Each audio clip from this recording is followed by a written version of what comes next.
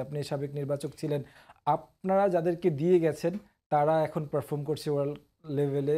আ এটা কিছুটা মানে আপনাকে সন্তুষ্টি দেয় কিনা? অনেকখানি। I mean I am pleased to see Tanjib Sakib এবং তানজিদ তামিম। লাস্ট যে আমরা হাই পারফরম্যান্স ট্যুরে গেলাম, ইমার্জিং ট্রফি শ্রীলঙ্কা ছিল। সেই টুর্নামেন্ট থেকে তার আগে তারা খেলছিলেন, বাট ওই টুর্নামেন্টে তাদেরকে পিক ওয়ার্ল্ড কাপের আগে প্রায়ার টু ওয়ার্ল্ড কাপ সেখান থেকে কিন্তু তাদের পরে ওয়ার্ল্ড কাপে পিক করা হয়। এবং দুজন মনে হয় খুব sensational talent for Bangladesh team. আমার মনে হয় in going forward in future তারা বাংলাদেশের জন্য খুব ভালো কিছু করবে। সাকিবের তানজিদ সাকিব অনেকগুলো রাইট। সাকিব হয়ে গেছে। তানজিম সাকিবের একটি আমাদের গ্রাফিক্সও আছে। জি, সেটাও আই থিংক হি ডিড থাকে। Very well. ৪ ম্যাচে ৯ উইকেট, ইকোনমি আন্ডার ৫। টি-20 তে এটা আসলে টি-টোয়েন্টিতে মানে অ্যামেজিং, আনবিলিভেবল। অ্যামেজিং এবং লাস্ট ম্যাচ যেটা করেছে যে ২৪ বলের মধ্যে ২১টা ডট বল। এটা রেকর্ড ছিল এবং কি ১২ ঘন্টার ব্যবধান যদিও ভেঙে গেছে। ঠিক আছে, but this is special record. I mean right. This guy has got that ability, যে স্কিলটা আছে।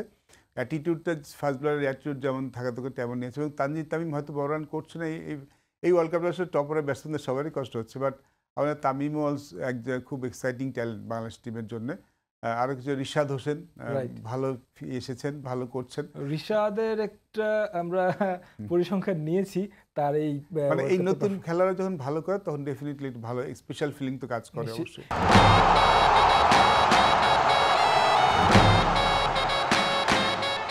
রিশাদের প্রশংসা কিন্তু মানে এখন বিশ্বজুড়ে হচ্ছে, মানে জি।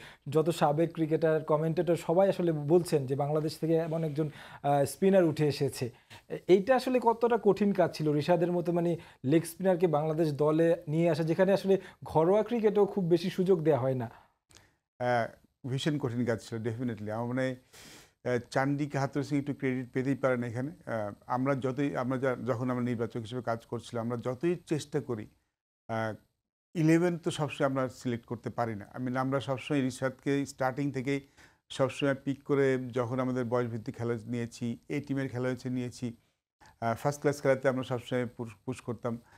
বাট ক্লাব ক্রিকেট তো আমাদের কন্ট্রোল ছিল না, বিপিএলও আমাদের উপর কন্ট্রোল থাকে না। বাট যখন আমাদের হাতে যেই ম্যাচগুলো আছে সেই ম্যাচে আমরা সবসময় রিশাদকে আমরা খেলানোর চেষ্টা করতাম। বাট আমাদের দেশের কালচারটা এমনই, লেগ স্পিনার কেউ খেলাতে চায় না। সবাই স্পিন বলতেই মনে করি আমাদের এই কালচারটা অনেক দিন ধরে চলে আসছে, লেফট আর্ম স্পিন। অফ স্পিনও খুব একটা না, মোস্টলি আমরা স্পিনার বলতে লেফট আর্ম স্পিনার লেফট বুঝি। Arm spin. সেফ, যেটা সেফ ক্রিকেট খেলা যায় লেফট আর্ম স্পিনে।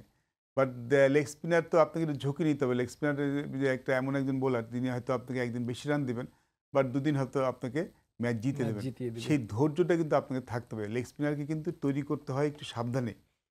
তাকে টাইমলি বোলিং, ক্যাপ্টেনের একটা অনেক বড় ভূমিকা থাকে। রাইট। টাইমলি বোলিং করা, উইকেট ফিল্ডিংটা তার মধ্যে সেট করা। রিশাদকে নিয়ে কিন্তু আমরা অনেক দিন ধরে চেষ্টা করছি।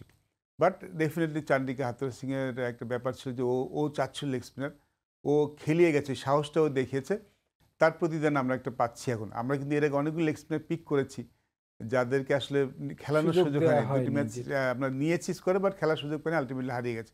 বাট রিশাদের একটা জিনিস ভালো ছিল যে Rishad brilliant fielder, handy batsman. এ দুটো তাকে সাহায্য করেছে ডেফিনেটলি। এবং বোলিংটা যত খেলছে তত কিন্তু ইমপ্রুভ করছে। লেগ স্পিন কিন্তু প্র্যাকটিস করে আপনি অতটা ইমপ্রুভ করতে পারবেন না। প্র্যাকটিস করে হয়তো স্কিলটা সেট হবে, রাইট। বাট আপনার খেলাটা ইমপ্রুভ করবে ম্যাচ খেলে। কারণ প্র্যাকটিসে বল করা, ম্যাচে বল করা কিন্তু অনেক ডিফারেন্স। একজন লেগ স্পিনার আমি নাম বলতে পারি, যুবরাজ হোসেন লিখন। লিখন, রাইট। এখনও যদি প্র্যাকটিস দেখেন, still a very good bowler. But match খেলার সুযোগ না পেতে পেতে কিন্তু তার স্কিলটা হারিয়ে গেছে। অনেকটা আই এম একেবারে আমরা good to see that Rishad খেলার সুযোগ পাচ্ছেন, তার প্রতিদিন কিন্তু তিনি এখন দিচ্ছেন আমাদেরকে।